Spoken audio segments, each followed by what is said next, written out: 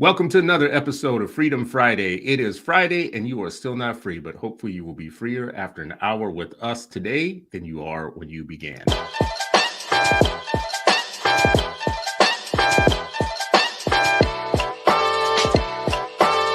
is Freedom Friday and you are still not free.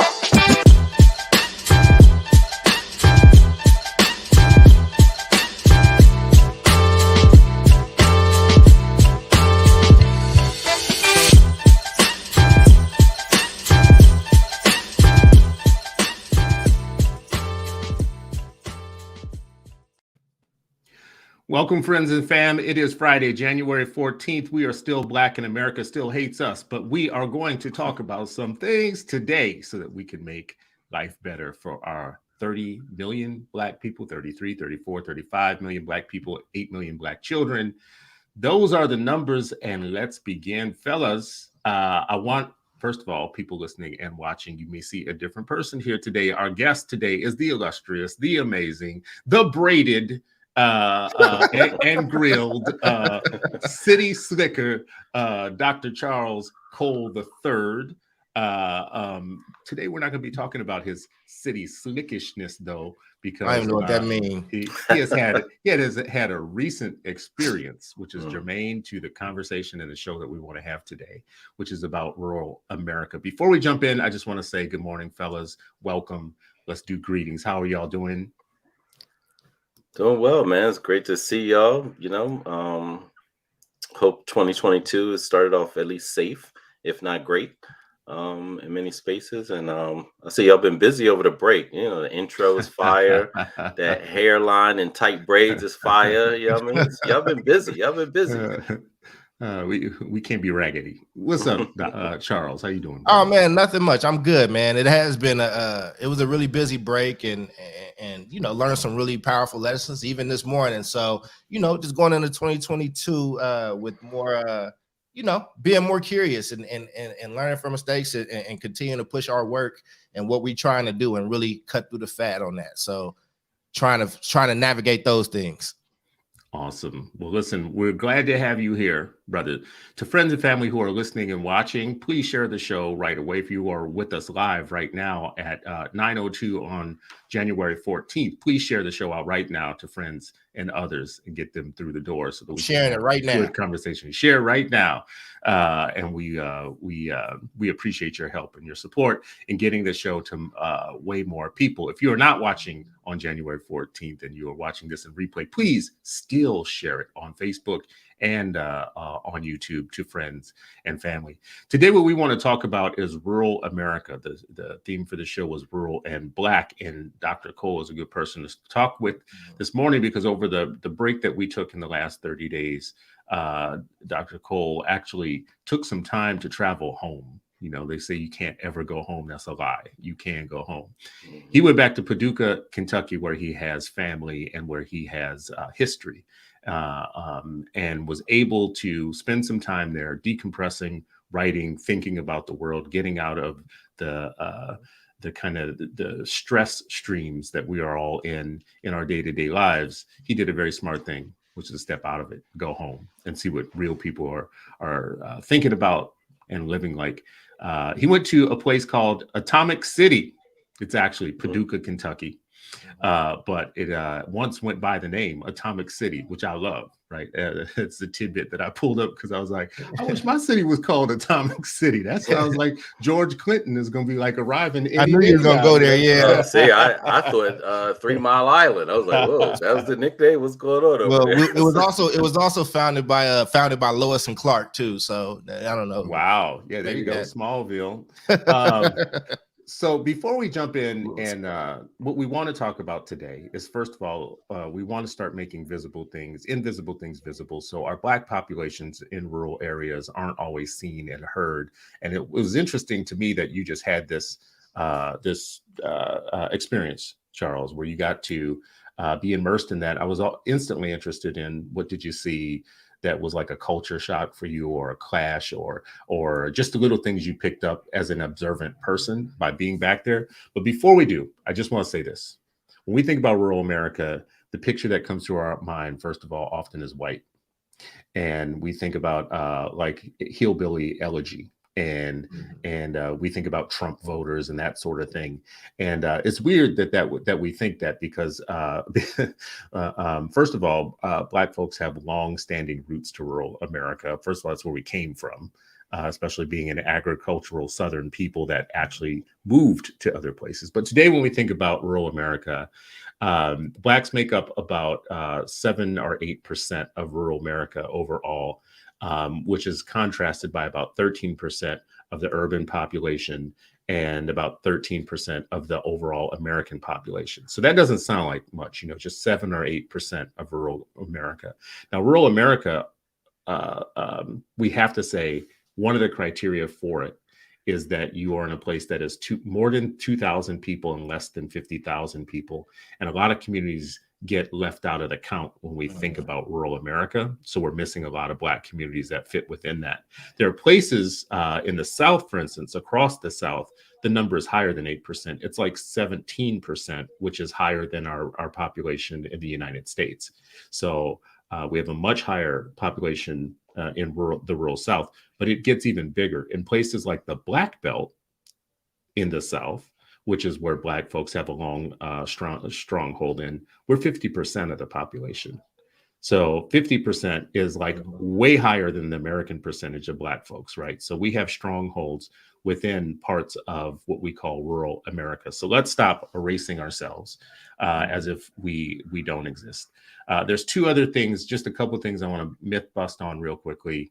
When we think about rural communities, we often think about farming only, and it's just not true. Rural communities, the combined services of education and health and social assistance are the industries that employ the most people.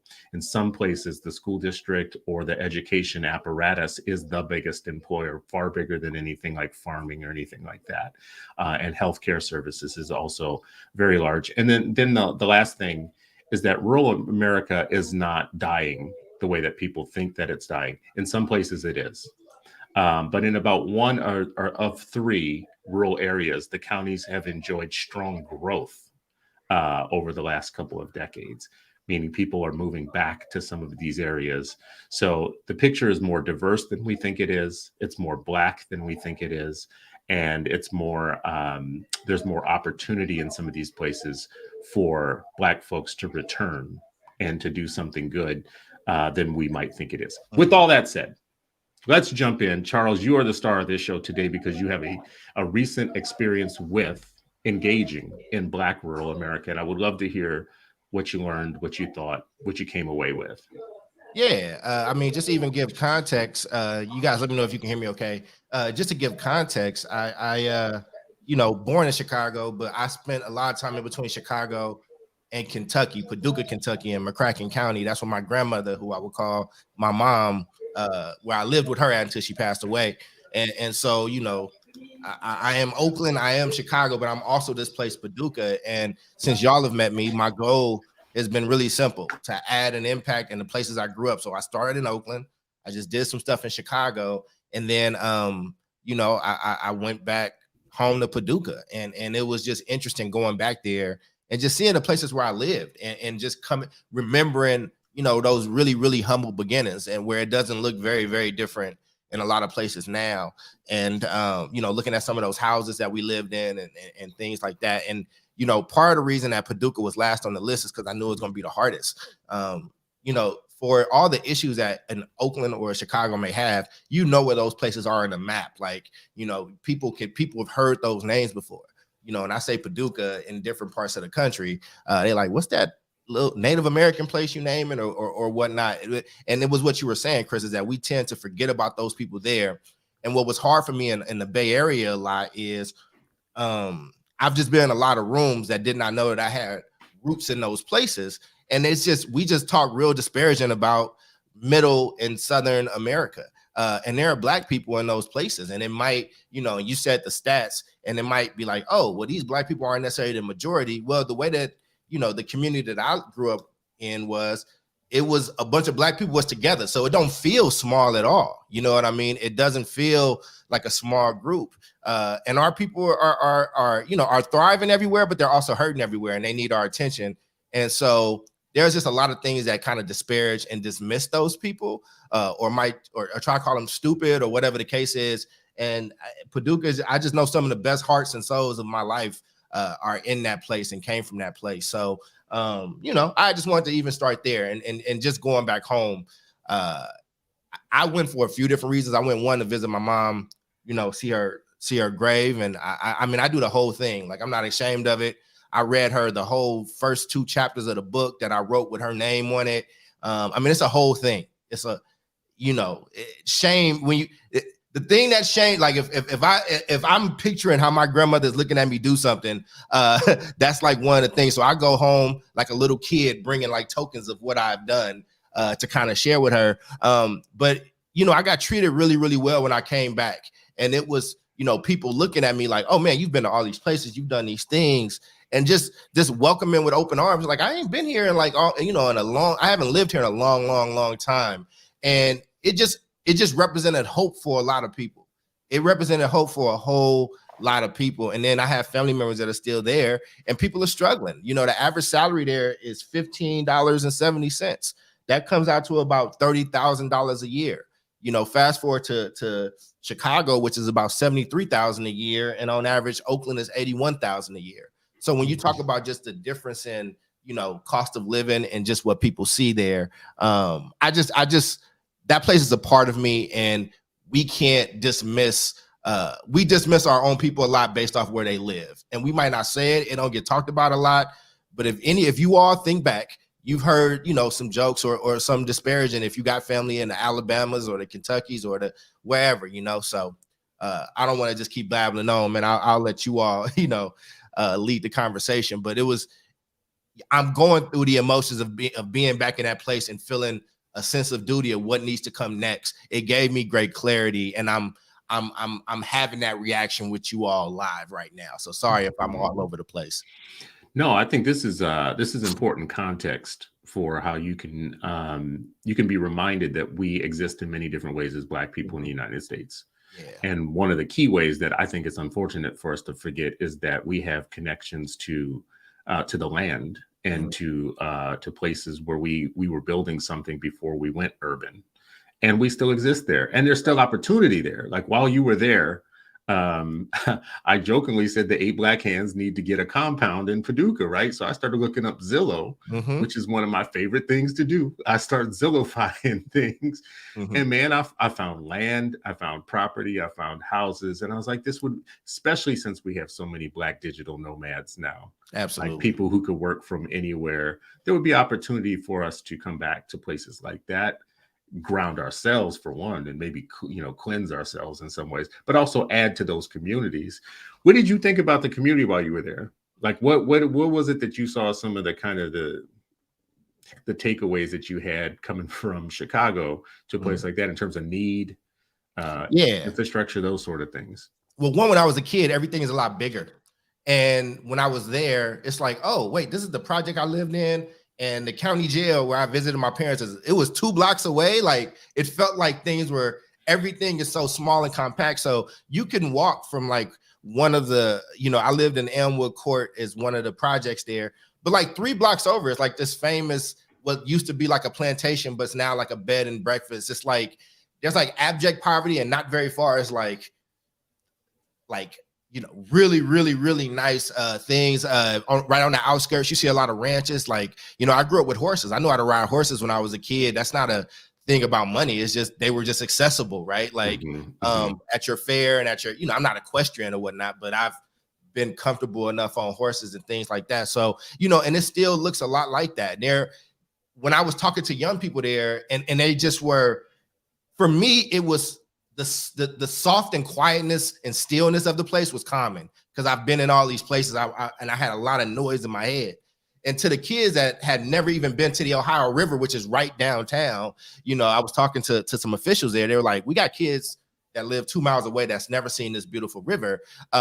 It can feel like a vacuum and feel hopeless. It can feel like it's not, if I'm not the star quarterback at Tillman High School, which is a really big thing to be, and you can go on and do a lot of different stuff, a lot of those young people don't always see hope. And so, you know, they had a lot of similarities to when you and I spent time in Stockton, Chris, another place where I lived, right? Where the context and the parents that I was talking to was get an education and leave. Like get an education and leave. And I think that there's active campaigns now to try to get people to come back there and to be there. And because that downtown is changing and is bustling, and every listen, man, when people are seeing opportunities to invest, they are taking it. And those plans don't always include us. And in a place like Kentucky, which was the last state in the Civil War to actually join the Union, which helped tilt the Civil War back in the Union's favor, I would say Black people got a right and a stake to that place, but you got to go claim it. You know what I'm saying? You got to go claim it. And so it was just, so when I went back and saw it, I mean, you know what it is. It ain't no poles. It's like all our street lights is its on wires. You know what I mean? Things close down early. Yeah. You know what I'm saying? Things close down really early. You know, things move a little slower. You ordering some food, you talk to people, and you know what I'm saying? And it is what it is. And you definitely got your Trump people there, but you definitely got your Biden, and you know, it's a little bit more diverse politically than I think people would assume, but it still is all kind of submerged in this middle Southern America quaintness, right? So where it's like they're not as liberal as coastal places, you know what I mean? And a lot of these folks, we were talking about this, even their progressives or even their blue people aren't as I don't know what you would call it, as the coastal. Exactly. They're put like this. There are levels to progressivism, right? And I think that those folks might call coastal places hyper progressive. We're talking about places where when we're talking about even with COVID, right? Teachers there are concerned too. Like, but you know, people don't notice the state has a COVID mandate that 10 days is what you get. You get 10 days. You know, but you have to cover X amount of days for it to be a full school year. And there were people that's like, yo, I'm worried about my kid. I'm worried about myself, but if you have a job that you can work from home in, thank God right now. Like, because the people that we were talking about, when it's like a $16, $17 salary, those are not jobs that you can do from home. So now if you're not telling me that school is closed tomorrow, it's just a different, you know, level of issue that I have to deal with. Like poverty is really apparent there, and real rich. It's like the extremes of both. So it was a lot of different emotions there, man. It was pride from living in that place, and pride just from my family and my grandmother, who is just she's just done some magnificent things, and her legacy, just going and talking to people. And these people live long times. I went and saw family that's like 98 and like, you know, 80, you know, but they got these stories, man. And you know, my picture of America, me growing up in a Panther community in Chicago, going to Panther schools in Oakland, you know, and having that influence, is different when you hear a story about 1950 Kentucky. Like it's different. And it's like I don't know, man. Like it's just very, very different. It's hard to describe. Sharif, jump in here, man. What do you think about our blind spot around rural Black life, rural Black people? We have kids there too, by the way. And I just heard Charles say something I want to circle back to, and I don't know if you want to touch on this at all. You know, the idea that we're even telling kids in rural areas that there's one way to go, which is out. Like, you know, get yourself an education and get out of here, go somewhere else type of thing, rather than stay where you are and capitalize on the opportunity where you are. But jump in, Sharif. What do you think? I think you might be muted. Either that or COINTELPRO is on you. All right. Yeah, I mean, I think one is, you know, it's inspirational just to watch a little bit of the journey and, you know, on social media, and then to hear more directly from Charles about that. You know, it's definitely inspiring. Made me think about, you know, roots that most of us, the vast majority of us have, you know, down, you know.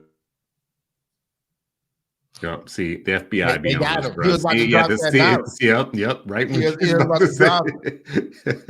It's the CIA is nothing to play with, y'all. COINTELPRO in the morning. Well, listen, while he is out there, I will say this. I don't. First of all, I live in a semi. The population where I live is just over what it would be to be considered truly rural. but everything around us is rural, and we're pretty rural. We're pretty out there, but it's different than Southern rural. I mean, you were in Southern rural, you were in Black rural. And what I find is the trips that I have made to places like that over the last, I mean, say decade or so, it has been a great sense of kind of like I can exhale a little bit on some things. It's not that they don't have their problems or they don't have their issues. Right. It's just that like it is a place to decompress. And I think more of us need that experience, that sense of like all the stuff we're doing in our lives and all the pretenses and whatever it is that we have in our lives of being over hustling city type-ish, thinking type people or whatnot, kind of drops out of you because people are real, a little bit more real and a little bit more straight up. Here he comes. Back from CIA jail. They don't let you be great. Yeah, I mean, they don't let you be great. No, what I was saying was it was inspiring. It made me think about my own family and some of the roots that, that we have, that we sometimes, it's not just, other people ignoring. You brought up erasure. Sometimes we forget, those roots. We're like, oh, remember where you came from. And sometimes we're like, oh, yeah, I remember up until this point. I'm not thinking about the previous points, right? And so like where we start that intro, that introduction, right? And it's almost like the whole 1776, 1619 debate, right? Like where do you start the Black presence? Where do you trace your lineage? Where do you trace your roots? And obviously all the way back to the continent, but then there are several lines or dots in our continuum that I think just gets lost. I think about, visiting my stepfather's family. He's from Mullen, South Carolina. A few folks outside of, South Carolina, and proximity to Mullins would have heard about, or, and I've told this story before, my grandmother's paternal side, their family fleeing the KKK when she was a child, from Batesburg, South Carolina, and where so many Black people were, in those spaces, right, in these little towns. And I used to tell my grandmother, I'm like, yeah, one day I'm gonna go back and see who's on your land, grandma. She like, stop that foolishness, she was like old school, stop all that drama kind of thing. But it also makes me think about, when people talk about rural America, politicians, even ourselves, like, oh yeah, they were erased and this is why, and this is what happened, and think about like, yeah, but it ain't just that white person that you're talking about that's erased, forgotten, ignored. And it's been consistently so for, Black Americans, indigenous folks that are, living in these rural spaces that people have never heard of. And just like how often it got ignored. And then I was just also interested just because Kentucky and Cole brought this up, right? Like slaveholding state, last second went to the Union, so enslaved people went to the Union, but also that's its proximity to freedom for Black folks with that Ohio River that he pointed out, and being able to use that as an escape route as well. A lot of people know about kind of the eastern side, Philadelphia, New York to Canada, but that Ohio River and the Kentucky space was also really important. So all of that, the context and everything that was going on in Black history, including our own histories, I think is absolutely important. Yeah. No, I think, and and even curving that into like the education piece, right? And I think, listen, we've established in this show, there are more people in this country that don't have college degrees than that do. Like this is a fact. And I think that when we talk about education, I still am never going to let districts and systems off the hook for saying college ain't for everybody. Because one, that should be a decision that those young people make, but you should be able to prepare people for it. But the other reason why I don't just I'm still not okay with that is, well, if you show me these Black graduation rates and then you show me the college going rates and they can be low, if you show me these vocational, like, okay, but this many people graduated being able to start a job at $40,000, $45,000 a year. In Paducah, Kentucky, $40,000 a year is actually like, if you getting that out of college, out of high school, you were doing very well in that place. And I think that there are still places in this country that like to work with their hands. Listen, I don't care what is happening with COVID. I don't care what's happening with recession. People's toilets gonna get clogged up. Like some stuff is recession proof. And if we have a lot of people that are trying to work. Paducah is made up of a bunch of projects, meaning that there's almost an incentive to like not work in some of those places. I grew up in two of those projects or whatnot. Jobs is still a really, really big thing. And there are very real conversations that teenagers are having to navigate if they're not going to college in ways that in the North and in New York and California, the conversation and the context for it is just very, very different.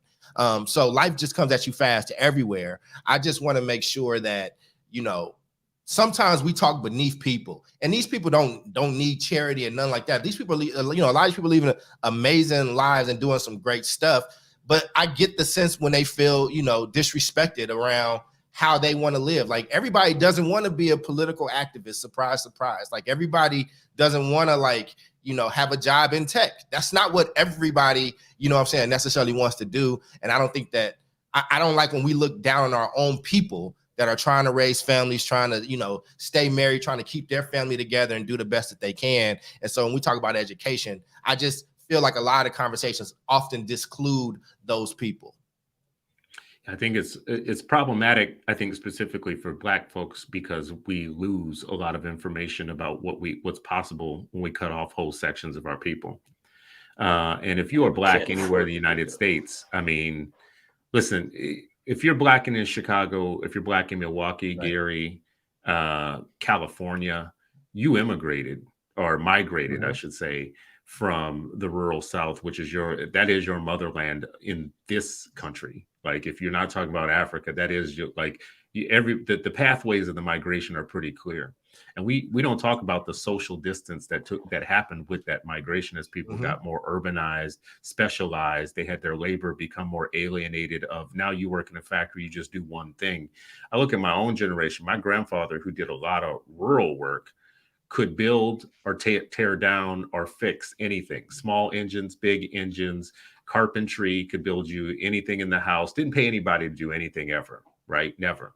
It was just a skill set he had to have from, living in the 40s and the 30s and having to do what you got to do. So he was a plumber, he was a technician, he could do HVAC, he could do any of it. Then my dad's generation came along, and that was the generation of civil rights. Everybody's got to go to college. Everybody's got to achievement, blah, blah, blah. So the brass ring wasn't being able to do for self in the old way anymore. It was this new, he worked for GTE and Olivetti and others because they were diversifying at that time. But you lose a lot of skills when you start moving that more urban direction, that more kind of, and then in my generation, man, listen, the number of things I would have to pay for if it broke in my house, because now that, I went from my grandfather's generation to my dad's generation to my generation, is high, except for I married into a more rural family where everybody can do something. So all of my wife's family, where I live, it isn't college or bust.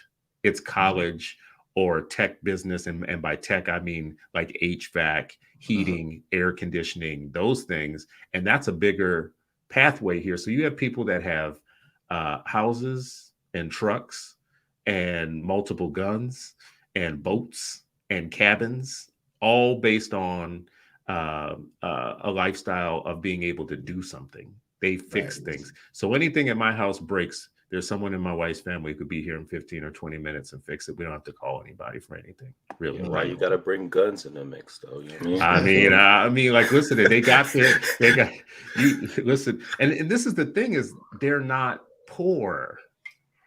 Right? They are rural, but there's a different way of being middle class and rural than there is than people think about, right? There's a different, you got your hunting, your fishing, your guns, your boat, your things, but you're not that you're not as poor as people think you actually are. So I just want to put it that way. And honestly, we have allowed rural to not be an option for us in a way. Like I'm excited to hear you, Charles, think about going back and doing some work there and living there, possibly, if you ever decide to do that. And, listen, we can do a barn. I sent you a link to look at some barn dominiums. So we could build some barn dominiums. That's a better name. I mean, I was excited till you started using the words compound. They got certain connotations or at certain parts of it. We'll call it public enemy. Public enemy compound, bro. I think Will Smith calls his thing the compound. But I mean, and the other thing that you can build there, though, is you can build education centers in schools. You can build You have space, you got room. And I think, again, like, listen, in this country, all our black people need all our black people. So there's just benefits to what you were saying. And, you know, I've talked about my cousin. He's the one who passed away, who was helping me redo this house. You know, he was a firefighter. He didn't do college or whatnot. He was a firefighter, but he knew how to, he could build a house with his own hands. Build houses, yeah. and basically, but he told me the same thing that Chris, right? He was like, look, man, I know you coming from California, but you in Dalton, you in a suburb of Chicago. Every time some squeak around here is going to be $200 or $300. So, you know, and he gave me for the young people out there, especially the folks in California that have not owned homes, because there's a lot of us, is two things. You need duct tape for things that's not supposed to move, that's moving, and you need WD-40 for things that's supposed to move, that's not moving. So that was my first lesson, but I didn't know nothing about that. I don't know how to fix a car. I don't know how to, like, you know what I'm saying, get under the sink and fix X, Y, and Z or whatever. And those skills, if we're going to talk about true self-determination, you need to be able to have all of these in our outfit. You need to have all these in our outfit. And I realized just how naked I was in this house, just not knowing certain things. What do you do if a leak happens or whatever the case is? And then you play into that when you have children, like y'all have children. Like, it's like, oh man, this is like a part of our personal family security. Like, if I don't know how to do these things or to take care of myself, you know, so that's why there's a lot of pride people around that teach their kids how to hunt or do certain things, like, you know, and I just don't like when we disparage those people. So if we're going to start talking about planning, though, you're going to need a lot of different type of Negro in your coop to get us to the true promised land that's been promised to us in this place. Yeah, I mean, and you talk about disparaging and erasure and the biases, right? You know, that folks have. There's a bias against Southern accent. There's a bias of just being, you know, deep South, right? There's all these things, and I remember one of the pieces, I think it's called Up South by Matthew Countryman. I'm hoping we can get him on Eight Black Hands one day. Like, so he writes about this, you know, Up South, and really he's describing the Black experience in Philadelphia. And one of the things that really struck me was how he spoke about, you know, the long history of Black people being in Philadelphia. It was like, you know, that was a whole lot of folks who lived in Black folks who lived in Philadelphia during an enslavement time. You know, whether after the, you know, Pennsylvania declared, you know, abolition or whatever, and they were up there, but how they greeted Southern migrants in the early 1900s was really just stark, like almost as if, one, we're better than you, you're not, you know, two, don't mess up the position that we think we have in this city, you know, even though there was evidence that you really had no position. You had a couple of crumbs, but you were, you know, looking down. And I just wonder, like, how much of that is taught generation over generation of, you know, and it's probably less now of the, oh, you're going to go down south, you know, to visit your family or maintain that connection. I'm sure there's still a whole lot, but it's probably less than it used to be because those connections may have been strained from distance, from time, or biases. Yeah, I think we are disconnected in a way. First of all, I'm glad that you said that, Sharif, because it triggers me to want to go back and find this video of Los Angeles Black people that they have talking about the recent arrivals from the South when Black people were migrating to Los Angeles. And I swear, if I played it for you, it's everything that's wrong with bougie Black people. The way that they were talking about the recent arrivals from the South when they were migrating to Los Angeles is so crazy and racist. It's like, it's almost like y'all do have mirrors, right? Y'all do know that these people are your people. I wonder about, well, I was about to say, I wonder about the opportunity for us to reestablish connections with Black rural and get back to ourselves in ways that doesn't make us Black gentrifiers, but makes us actually an exchange of like of new possibilities. Like, we can be here and we can act in ways that are as investors and bring something to the table while knowing that you have a lot at the table already without us, right? And there might be some solutions for us, because I actually just don't think that urban is the end game for us 100%. Right. I think we need to start growing some of our own stuff. And I don't think you ain't free if you can't do that, right? If you can't grow your own stuff, yourself, you can't clothe yourself, and you can't fix a daggone housing, clothing, services, car, whatever. Exactly. And you can't grow your own food. You're always dependent. Grow your own food, grow your own kids, grow your own everything. And you can't do that in places that are so crazy expensive that you can bear, that you're just surviving with your payments keeping on your things. face above water, bro. Like Listen, that when should be, I can maybe get that's one of our Zillow, assignments, man. Maybe that's one of absolutely. our personal assignments. Like this year, we say, you know what, we are connecting the same way that Cole did that. He kind of like laid down a marker, in a way. And I know I've been talking about, Batesburg, Leeville section of South Carolina forever. And this is probably the biggest spark that I've had since looking at my grandma's old Bible with all these names. I'm like, I don't know any of these folks. Oh, my grandmother had 5 uncles and probably some aunts. I'm like, I don't know any of their grandkids who would be my generation. Not a single one of them. You know what I mean? Or grandkids. That's very urban of my too. father's. Once Black folks started moving up north and adopting the colonial nuclear family thing or blah blah whatever, you all, like, my cousin system growing up in the South was huge. So my system of cousins, first of all, everybody was a cousin. But if it ever came down to it, if you ever had a problem, let's just put it this way, it would be a big problem for some people with your cousin system. But Charles, I wanted to jump back to something, since you've been there recently to a place where you were able to observe on some of these things. We just talked about a lot of positive stuff. There's opportunity there. There's like the chance for us to reinvest, for us to reconnect, for us to be in touch with each other. Cool. What's some of the less Disney-esque stuff? Apathy. Just apathy. Just a lot of and this is with some of the young people I was talking to that I know and have a connection with.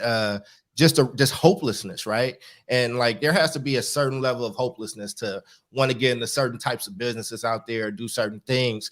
And I think that, again, it's hard to be things that you can't see or things that you feel is impossible. I want to be a sports agent. I love Jerry Maguire, but again, he might as well have been Bruce Wayne, because I didn't know that Black people could be sports agents. Like if I had seen it, you know what I mean? And I'll give you I was with my little cousin. Y'all saw the pictures. It's early. But we were in the car and she was talking about she wanted to write. And I said, well, I've written a book, and you have a cousin, Thomas George, who is actually a Hall of Fame sports writer. He's the first Black sports columnist, like at the Denver Post, and he's been at ESPN and NFL Network. And she's like, oh, really? I'm like, yeah, you have people, like, you know what I'm saying? And then I like called him and he talked to her and was like, he's like, whatever you need, you have a bunch of family, and wherever, whether you're in Tennessee or Kentucky or Chicago or whatever. And it was just, this little girl just did not have, there were things she wanted to do, but she had to be, as you say this a lot, Sharif, she had to see mirrors, you know what I mean? And I think that that's one of the things. The other thing is that there's not a lot of people bird dogging what is actually happening to Black people in those areas, right? Like, it might be some localized stuff, but it does not get the attention. Like when an outburst happens in Oakland or San Francisco or LA, like it's getting national coverage. And these places don't get national coverage except for when they're trying to make some overarching like political statement. The lack of infrastructure is like a huge thing, right? Like, listen, just be ready. If you there, Uber is a thing there. You just gonna wait 25 minutes. Like, it's just and you were even talking about the internet. You even said the internet was not real. I mean, they got high-speed internet, but even in places where I was at, where I know this place has it, I mean, it was spotty, right? I couldn't finish conducting the meeting that I had to conduct there. I mean, there's a lot of different things that are happening there. But what we need to be for our people is that, one, they need to feel loved and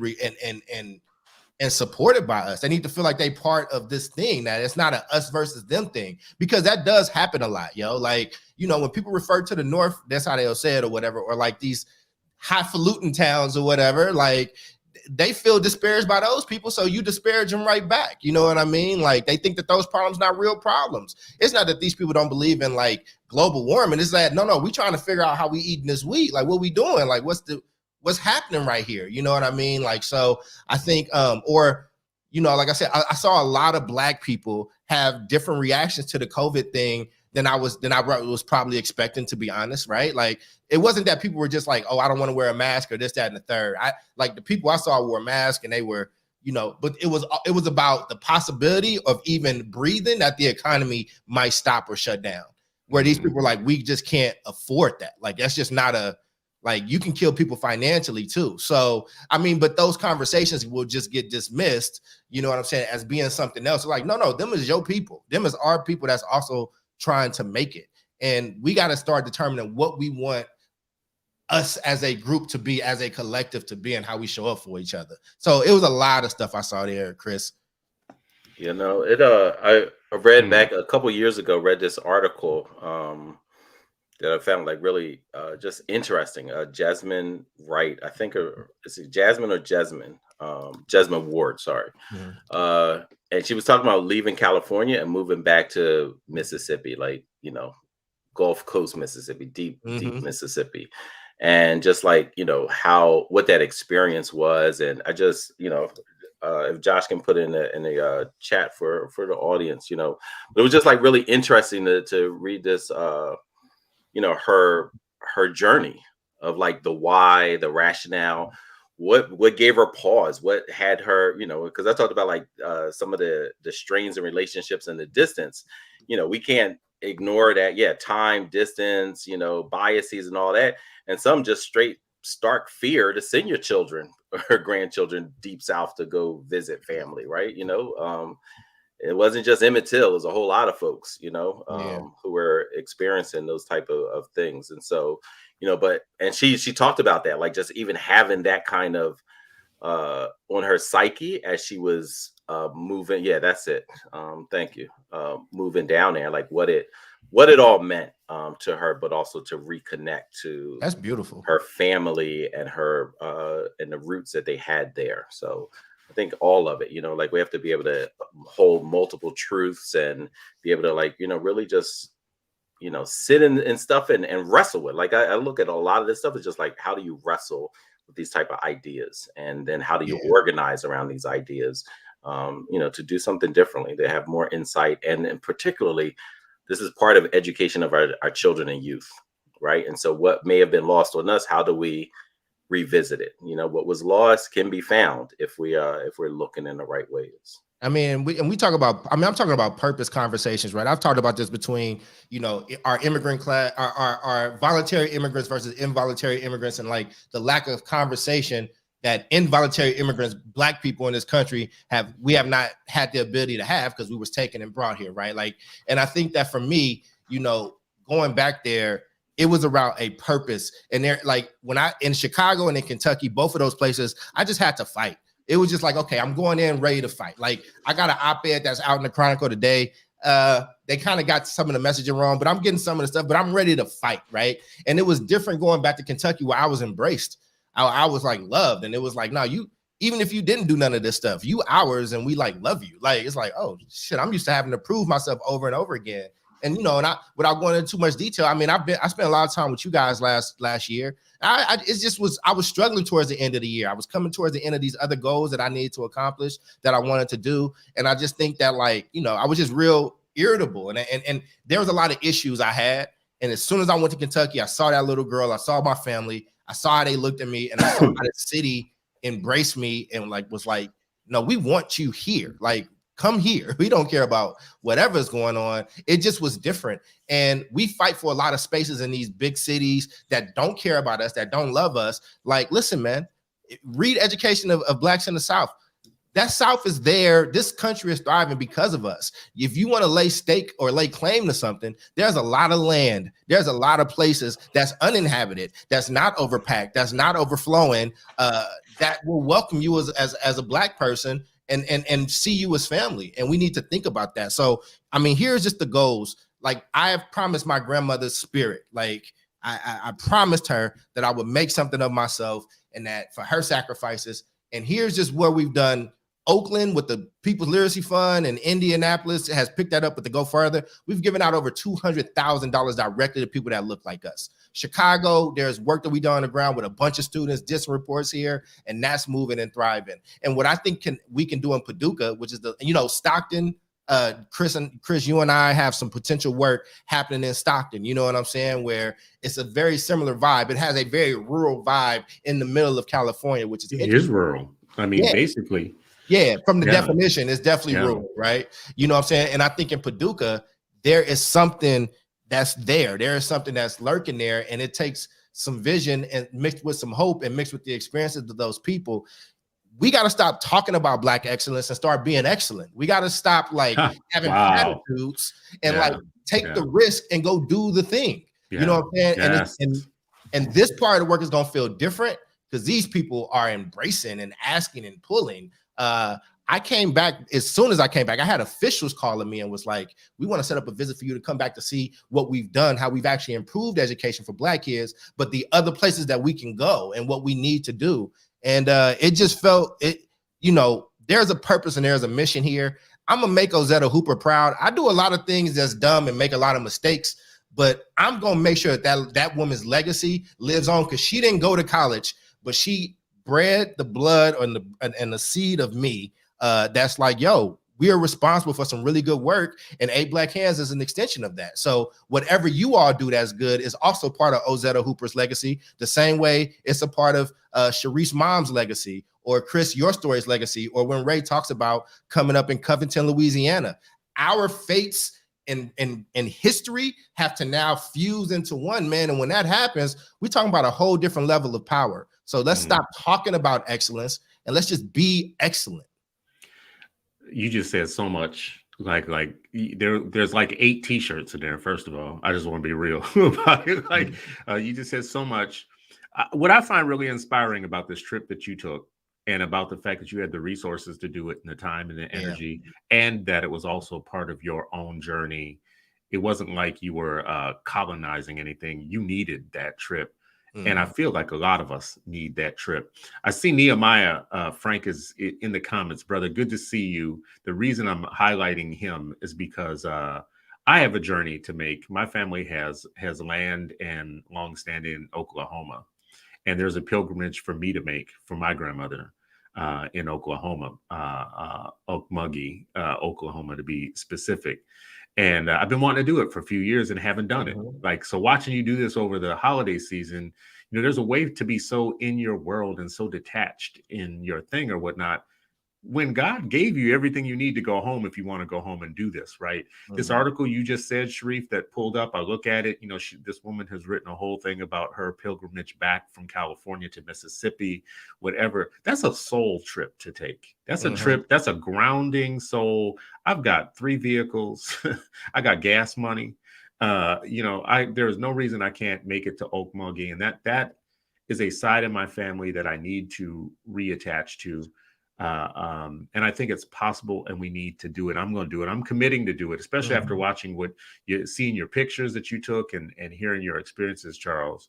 I'm like committing to do it for myself, because mentally right now, I have been thinking a lot about my grandparents in a very important, timely way, which is this. They were so capable of making it through tough times. They were so capable. They knew how. They had like 8 hustles, 8 ways of living life. They had industry in them because of tough times. And we're in a tough time right now. And I'm watching people fall apart as if our grandparents didn't give us. I just heard you say, Charles, the seed.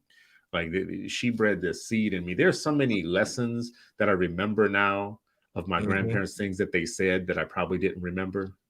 I didn't take to heart when they were saying it over and over again. And now here I am as a parent and living through a tough time in America, thinking to myself, you know what? They wrote Negro proverbs. They spoke into me things right now that are coming back. I need to make this trip that you just made for my own mental health and sanity and reconnection. And they didn't look at themselves as fragile either, which I think is a mindset. Talk about it as well. Let's hear more about this. I mean, just, you know, sometimes I hear people talking about the conditions, and I'm just like, yes, it's a lot of hard work. Yes, you know, the odds are stacked, but don't talk about like, you know, don't talk about it like this isn't winnable. Like, yeah, maybe not in our future, but like not in our living future. But, you know, this idea that it's impossible or things can improve or they won't improve. Like I just, you know, I remember in Lift Every Voice and Sing, you know, that part that, you know, we would sing this all the time because that's, you know, my mother's, you know, one of her favorite songs, her and a couple of Nina Simone's Jones. But it would talk about, the part where it says, and march on, she would always say, no, fight on. You know what I mean? Like she would literally sing that incorrectly, where I'm like, yo, at least in public, sing it with be in unison with everybody else. But, but it's just an idea of like, sometimes I think we give messages to our youth and to ourselves that we're fragile in some, so like, we're not, I don't ascribe to the whole, oh, we were all kings and queens. Like that doesn't even logically make sense to me. But the idea that we've come from strength and resolve and faith and hope and righteous anger, and all of that can be kind of coalesce if we unify it strategically. To me, that's a very different message about self-determination than hand wringing, and just hopelessness and all of that. And I think hopelessness, as Charles said earlier, it manifests in a lot of different ways. Some of it in one type of self-destruction, but having a negative mindset about, what you and your children and what can happen is also a sense of hopelessness. And it reminds me, it's this one ayah one verse in the Quran where it says the angels will ask people, was not God's land vast enough for you to go wherever you could live in peace? Right. And so what does that mean? This land of peace and this, I think, is self-determination as well as self-healing, all wrapped in. And how do we do that? And is God's land not vast enough? Yeah, no, I man, I know y'all give out. Don't put Ray's comments up. I'm not gonna put Ray's up. Ray is trolling just for friends and family but and whatnot. When Ray, we should have had Ray come on and talk about that Covington. I mean, I'm interested to hear about the Covington story, though, right? Like all of us, like, listen, man, like you said, Chris, the travel lines are marked in blood. Like we all came. Most of us didn't just pop up in like these other places, right? There was a process that happened. And I know on your show, y'all do a lot around books. So if Wade Nobles, I know you're a Wade Nobles guy, Reeve. I'm a San Francisco State person, so I'm definitely a Wade Nobles guy. But basically, he talks about the code of spiritness. And basically, so for y'all that don't know, Wade Nobles is a Black psychologist, and they actually started their own thing, which was actually really dope. We should talk about that in history. But they brought these African principles, and they said one of the things that this country takes, just doesn't look at Black people in all their fame and love that they should, is they've tried to erase our code of spiritness. Like African people have a thing around spirit. And when I tell you that I walked on that land and that soil and broke down in front of my mom's gravesite, like having to give account, like I went to give account of what I have done, the good, the bad, all that stuff, right?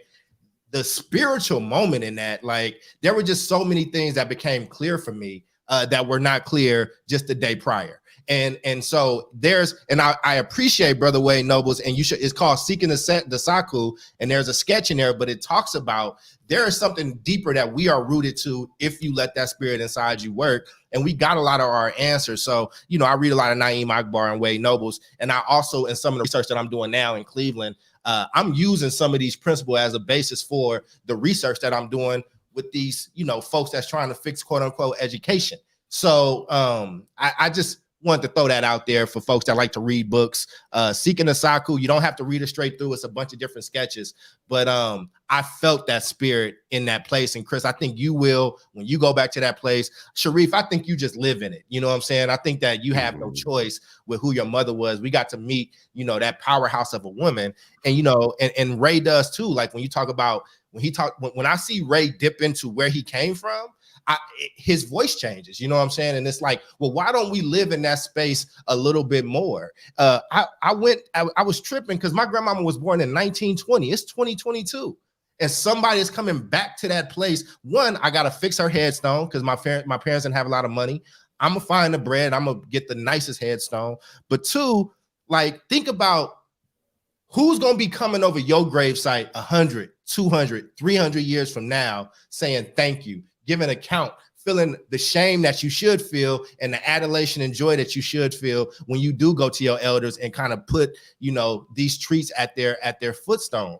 And I think that, Sharif, I thought a lot about your mom when I was there because, she was rocking with us even when, I know she wasn't feeling that best and all that stuff, man. It was just special. So I would tell people, if you can connect back to where you come from, you should, wherever it is. if you got the resources, if you know, I would say it's a good investment for a lot of different reasons. I'm different this year, and my focus is different this year. And I'm gonna try to just clarify what was BS that I was dealing with versus what actually mattered.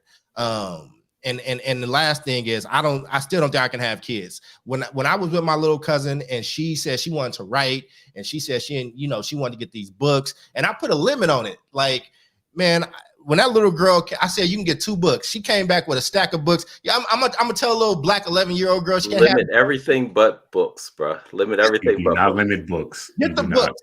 Get the $400 later in writing stuff, books and bags and all that stuff, man. Listen, when I tell you that there's some communities, they have less than average of 1 book per household.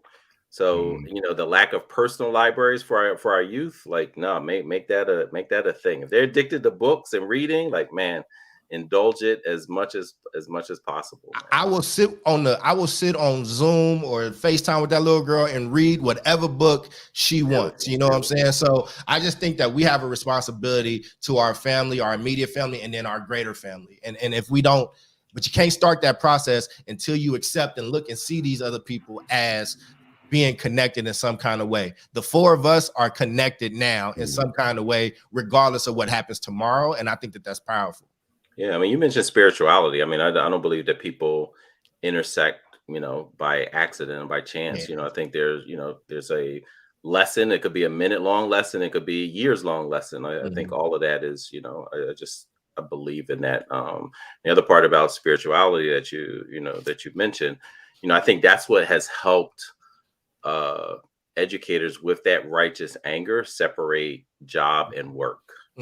Right, like, yeah, this is my job, but the work is actually with the youth and the children, regardless of what folks are saying at the job. Right, like the work is about uplifting and supporting our people. And it's like my guy, my favorite poet, Amir Suleiman says, we're all going to be ancestors one day. Act accordingly. So when you talk about like whose legacy, what ripples we're sending forth, both and to humanity, both family, but as well as people who are, everybody's your brother, whether by blood or by humanity. So like, what does that, how do you live that, and it's not always easy, but how do you make that your North Star? So I'm with it. I appreciate y'all. This has been a great, I think, conversation. My big takeaway here is it's a tough time right now that we're all going through. So maybe find a pathway back to good. Maybe find a pathway home. Charles said that, those paths are etched in blood. They're there already. They have been, our ancestors traveled them to get to where we are, and we forget our way home. And for me, it's as easy as pulling up Google Maps and deciding how much gas money it's going to cost me to get to a place. So I'm committing to doing it not just as an act of, hey, this is a trip I want to take. It's bigger than a trip. It's bigger than a trip. There's some mental health to recover right now. There's some cultural and spiritual health to recover right now. We have gotten lost into the Twitterati of life and the BS of political policy and the policy of the moment and the fight of the moment and whatnot, without having a wellspring that we can go back to for sanity's sake. I've got a couple of graves that I need to go to, Charles, to emulate and to recreate your trip. I have a couple of places that I have to go on my map. And you know what? Here's the beautiful part about it. Is that God could look at me and say, I gave you everything you need to be able to do that. Right? For some people we're talking about right now, it's not something that they could do tomorrow if they wanted to or had to. So if you have the privilege of being able to go home and reassess with your ancestors and to reconnect in a way that gives you mental health that actually inoculates you against the swimming pool of white supremacy that you are living in, that has you at your wits' end, then do it. If God gave you the ability to do it, do it. So I'm going to do it. I'm committing to it right now. Nehemiah Frank, brother, I see you in the comments. You're going to see me when I come back down that way. So was that? Yeah. You might be cousins. We might be, because, the place where he says he has family there too. When people say that and they're talking about a small place, a place that those places ain't big. They're not that big. Like, you're going to find out that you're family with a lot more people. So I want to keep that going. I also want to do a quick shout out. So first of all, Charles, give a shout to the book that you just mentioned. Wade's book so that people know what that is? Yeah, so it's called Seeking the Saku, and by Wade Noble, Foundational Writings for an African Psychologist. And it's just, and Wade is a really amazing writer. And I also read him and Naeem Akbar together.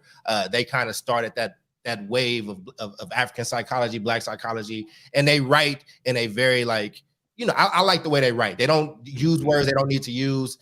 No, Naeem's books tend to be very thin, but there's no words wasted. So, gotcha. Also, Sharif, is there anything you want to plug at the end of the show? Center got anything going on, or anything you want to plug? No, I mean, well, we're getting ready for Freedom Schools. I'm actually hoping that we get some Kentucky in our in our virtual experience. So I'll definitely connect with you, Cole. Absolutely. For those, if Black high school and college youth who are interested in exploring teaching, got a paid apprenticeship that's virtual. Okay, let's stop here for a second. Say that part again so people slow it down a little bit. Okay. If you're interested in what, and what's the, if you're interested in, if Black youth who are in high school and college or that age, some college student, maybe a recent graduate or, interested in teaching, exploring teaching, we have a paid apprenticeship this summer that we are currently planning for and fundraising for, where they are paid to explore what does it mean to teach. Well, what does it mean to teach literacy, positive racial identity, and educational activism to first, second, and third graders? And so, how do they reach you about that? They can go on www.thecenterblacked.org, sign up for announcements, and we'll actually be posting for that next month for Black History Month. So this is a good, it's a good plug, y'all, for you. So invest. Don't just sit here and listen to these things. If you know somebody who can participate or support, invest in this. Along those lines, I want to just give a shout out to my folks at Reconstruction. Yeah. So my people at reconstruction.us, I'm a spiritual investor in reconstruction.us from day one, from the beginning. I spoke with them yesterday. Spoke with one of my sisters over there yesterday who has some scholarships available for people that want to get their young people on the platform. It's I highly recommend it. There's so many different ways I could say it, but it's the Khan Academy of Black folks built for us, by us, with us in mind, to keep our kids excelling and growing during these tough times. And it's not just the young people either. Folks, Gen Z. Yeah, it's not just young people. It's all of our people. So it's a Black cultural movement, I think. And because they have available scholarships right now, if you want any information about that, please contact me, and I'll send you over to Kenya over at reconstruction.us and get you hooked up with that. The other thing that they need is, I'll give you like an example, and this is how communal learning opportunities are supposed to work. When one Black person knows something and another Black person doesn't know something, the only thing between them is distance. Once you close that distance, we can all learn together. So they're doing one on spades. Right, there was a lot coming up. We have some Black folks that need some Black finishing school stuff. Like how do you play spades? I don't want to be the brother that gets invited somewhere. Kaya, add Tonk. So I know I'm great at spades. Add Tonk. I just want to say to you, yesterday I said exactly that to Kenya. I said, first of all, pity pat. So pity pat and Tonk. You gotta add those. Pity pat is and Tonk. I don't know about those, but I mean, a good "I declare war" is okay. See, this is why Sharif, mute Sharif, super cruisers mute Sharif. He about to lose his black card at the end. But you know what? And somebody reminded me of this, and maybe, I mean, I'm going to rerun it, and maybe Citizen might want to run it. You can have it if you want. But Dr. Fuller and I did a full semester called Howard's University, which was like a history, a history semester with Dr. Howard Fuller. We did that when the pandemic first kicked off, and it's about time to revisit that. It's his birthday too. Oh, is it? Today is Dr. Howard Fuller's birthday. Dr. Fuller. Happy birthday. Happy birthday, Dr. Fuller. Get on Twitter and say happy birthday to Dr. Fuller. Let me finish my point about Reconstruction, though. Oh, sorry about that. What they said to me about Tonk, as I was giving them a hard time about Tonk and Pity Pat or whatnot, what they always need is, if you have an idea like that and they have an idea, is you need somebody who can teach it. Mm-hmm. Yeah. So within your networks of friends and family, blah, blah, if you have a Tonk expert or a Pity Pat expert or whatnot, connect them with Reconstruction.us. Or if you have some other Black finishing skills that would make a good course or training, this is the platform to do it on, right? Yeah. So, and this is so, some of our look, listen, I'm in rural area right now. Where are my kids going to be able to learn how to play spades and all that type of stuff, right? And talk or any of this type of stuff. You might need a finishing school. Let's think about some other Black skill set things, like dominoes, right? But what does it mean? What do you mean by finishing school? What does that mean? Well, listen, so when you live in white America and you're young, you have Black people, oftentimes people send their kids to HBCUs specifically with the intent of giving them the Black finishing that they didn't get in their environments where they grew up or whatnot. Got it. Okay. Right. So these are people that specifically choose an HBCU so that they can live Black life for a few years in a way that's grounding, right, before they get sent out into the world or whatnot.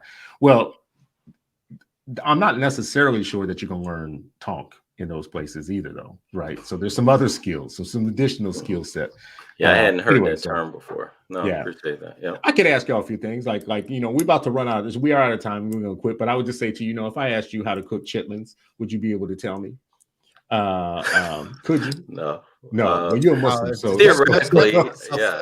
I mean, Muslims got their own version. They eat sheep intestines and stuff like that. Do they really? Oh man, it was next to my school in Iran, man. That's what they would eat: brains. Whenever there were very, very poor people, you will find some type of stew or concoction with the worst parts of an animal. That's true. Like menudo, even, Listen, we just talking about rural. I mean, there are places in the rural town. The rule is if you hit something on the road or you see something, if it's warm, some people will take that home and that's food for people. I'm done. Yeah, you get a license to do that. And I got one of the things I did, talking about connecting to my roots. And bro, you talking about rural? I got my man gave me his bow. I got my new bow. I am ready, bro. So whenever y'all in those rural areas, please invite me. Okay. So we are ending the show now. I will say this on your bow in your rural area. This is why you can never visit me, because we got Bambi walking through the backyard. You've been sending all those beautiful pictures. I'm like, man, this Disney on Ice. Just pack them joints in the freezer. Disney on Ice all over again. I show him pictures of the deer walking through our backyard, and he's like, "Ooh, yeah, that would make good food." What kind of trauma you want to give my children with that nonsense? It might be traumatic till they taste that stew, boy. Then they be like, I had rabbit stew. I didn't think rabbit stew was one of the best things I'd ever had. I had a rabbit. It's gamey. I will say this much: I had KFC's Beyond Chicken yesterday, last night.